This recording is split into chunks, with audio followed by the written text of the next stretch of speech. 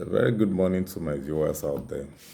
I was just reading a report this morning about Anambra State, and I saw in the report that Governor Soludo is trying to borrow 100 billion to finance projects in the state.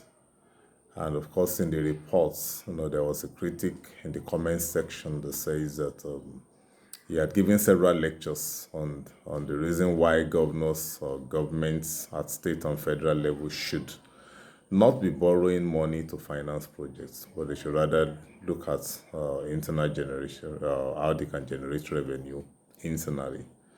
On this, I want to say that the governor is now learning the hard way. When you are out there and outside of the government, like even those of us who are analysts, we do make this mistake. There is a difference between reality and fiction. When we are out there, we believe that we see a perfect picture, but we don't put into consideration so many things that the government entails that will now come to face us as the reality when we get to government. That is what the governor of Anambra State is currently facing. I will advise that he doesn't need to borrow the 100 billion. There is no point rushing to implement projects so that people will know you are making impact. But rather, he should look at the revenue of the state and focus on how we can improve on the high GR. The state, Anambra, is having huge economic potentials and can generate a very high IGR figures for the state.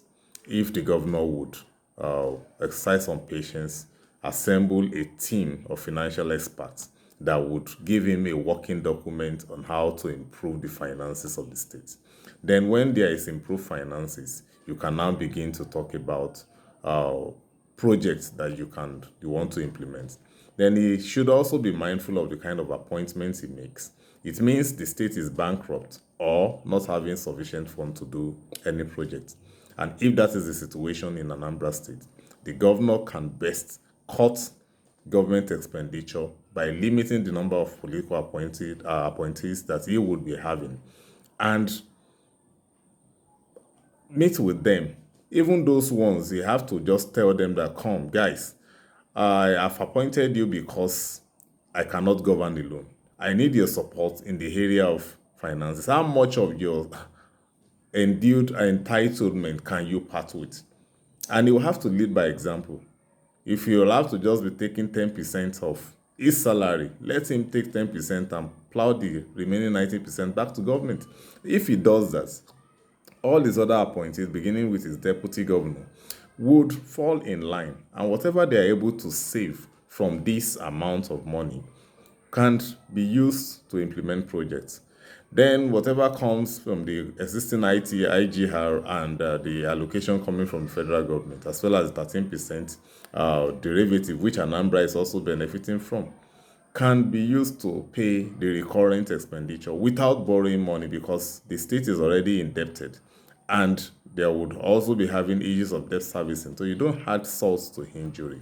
That is my piece of advice to the governor of Anambra State. I hope this will get to him and he do the needful. Thank you.